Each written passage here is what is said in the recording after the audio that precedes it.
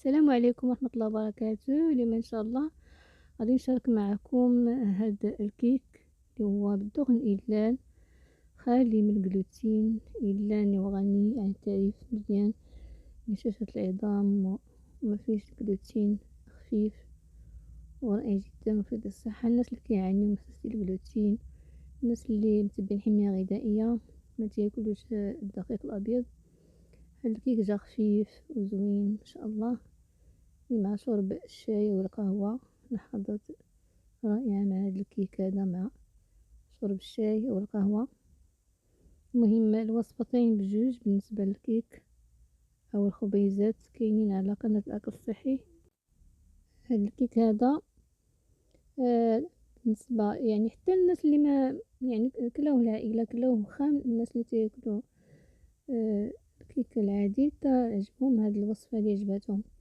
وهادو الخبيزات حتى هما بالدخن إيلان، دقيق الدخن إيلان، كنجيبو إيلان كنطحنوه على شكل دقيق وتنديرو به هاد الشكل ديال الخبيزات، خبيزات أو قريشلات أو فقيقسات، يعني كما بتسموهم جو رائعين جدا مع شرب الشاي، رائعين.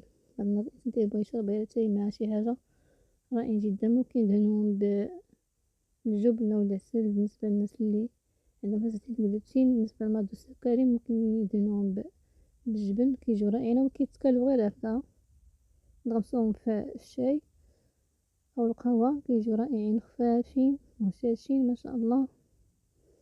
والفيديو كامل لهاد الوصفات هادو بجوج على قناة الأكل الصحي، كاين فيديو فاش وجدتهم، طريقة التحضير والمقادير، مبينة الطريقة ديالهم باش حضرتهم، المقادير اللي استعملت فيهم رائعين جدا ما شاء الله. بالنسبة للوصفة ديال الكيك راه باينة كاملة، إنما القريشلات مجرد ما عجنتهم وديتهم الفرن كملت الفيديو. المهم الطريقة ديالهم هكذا كيجاو. كاين تيقول لي قطعينا الخبز باش نشوفوه، هو قطعتو هكذا تيكون خبز زوين. ممكن نستعملوه يعني نديرو فيه كساندويتش، نديرو فيه او همبرغر، نديرو فيه يعني الدجاج او اللحم مع شوية ديال الخضار، مطيشة والخس والجبن، كيجيو رائعين جدا ما شاء الله. استعمال كغداء أو كوجبة خفيفة ديال الفطور أو ديال العشاء ما شاء الله. فيهم يعني أنواع ديال الزرارع، كاين بذور اليقطين أو القرع مع بذور نوار الشمس وزريعة الكتان ما شاء الله، جو رائعين جدا. ممكن يعني نخبيوهم في المجمد.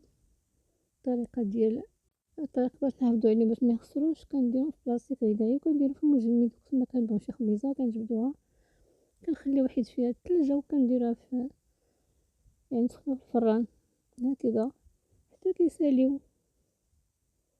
بالنسبة لهاد الأنواع ديال بديل الخبز أو البدائل نحتفظو عليهم في المجمد. بدائل ديال الكيك بالنسبة ليا تكال في يومين، هاد الكيك هذا يومين تكال، عجبهم ولا نبغي عجبهم تا هما كلاو فيه يعني يومين. الإنسان إلا كان بوحدو ممكن يبقى عنده 4 أيام حتى ل5 أيام، كيفطر ولا يدير بيه كسكروط طريف أو جوج. اللي بغا يحافظ عليه يديرو في المجمد باش ميخسرش، لأن إلا خليتيه من برا ديال الثلاجة كيتصوف. ضروري يا المجمد يا الثلاجة تكون باردة. هادو هما الوصفات اللي وجدت يعجبو هاد المحتوى. ممكن مينسناش باللايك والاشتراك والبارطاج مع الأصدقاء.